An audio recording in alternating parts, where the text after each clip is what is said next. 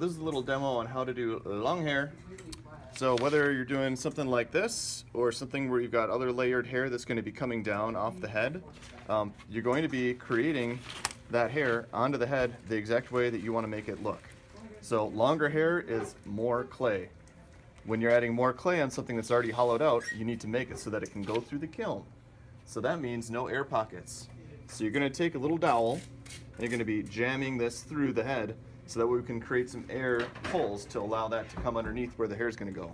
So all around your head, wherever the hair is going to go, start jamming in some spots where air can make it through. Think about again where the hair is going to be, and that's where you'd want to add these holes in.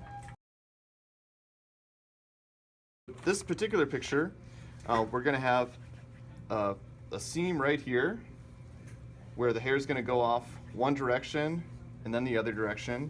The bangs kind of start right about here in the head, so that's where they're coming straight down.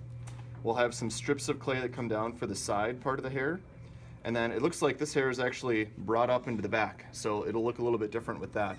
That ball on the top, for the bun, may be a pinch pot. So to begin with, you're going to take some lumps of clay, roll them out into larger coils that you're going to be able to use for the shape of the hair. Again, we made way for air to get underneath, so it's going to make it a little bit easier for us.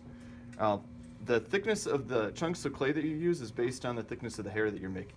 So some may be a little bit thicker, some may be thinner based on the type of hair that you have.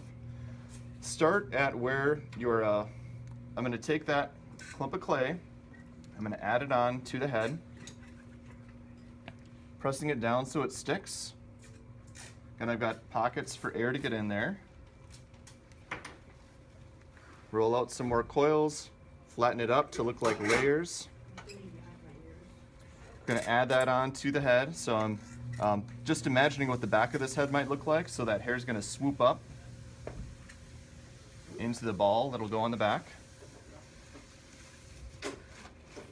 I'm just going to form thoughts on this where you want to slice it into smaller pieces based on what you're doing. So using a fettling knife, slice that puppy up. This is where we've got that spot where the bangs are going to come down. So I'm adding that on.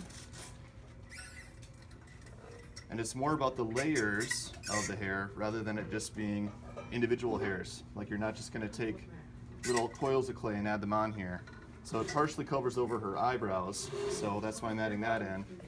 But then from there, it's all about adding in the lines of the hair in the way that you see it.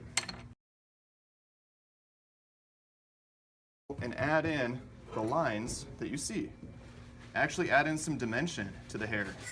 Just because of the limitations of clay, we can't do like the tiny individual strands, so we have to create the gestures of the hair the way that we see it in our image.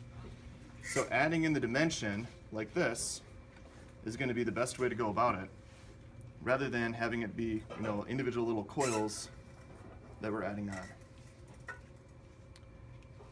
So as you work on your hair, you may decide that you need thinner clay, or you might need thicker clay based on getting the dimensions to look the way that you want. But this is the way that you start with it. Just follow the direction of the hairlines that you see in your picture